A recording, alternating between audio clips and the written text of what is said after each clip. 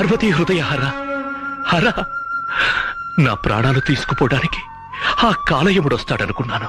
హ, కాలస్వరూపుడువైన నువ్వే వస్తావని నేను కలలో కూడా అనుకోలేదు.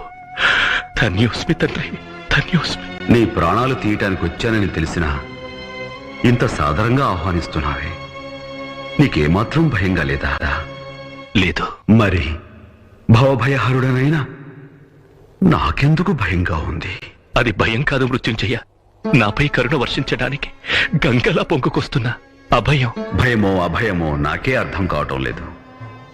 ఏది ఏమైనా లయకారకుడిగా నా ధర్మాన్ని నెరవేర్చడానికి గుండె రాయి చేసుకుని వచ్చాను. ఈ మహాశివుని చరిత్రలో మాసిపోని మచ్చలు రెండే రెండు. గరళం తాగినప్పుడు కంఠం పైన పడిందో మచ్చ. ఇలా ప్రియభక్తుని సంహరించడానికి రావటం గుండెల్లో పడిన రెండో మచ్చ.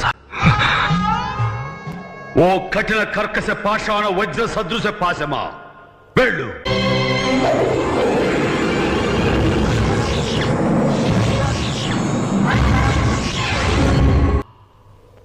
పాశమా, ఆనాడు భక్త మార్కండేయుని ప్రాణాలు తీయమని యముడు నిన్ను వదిలితే అడ్డుకున్నానని కోపమా?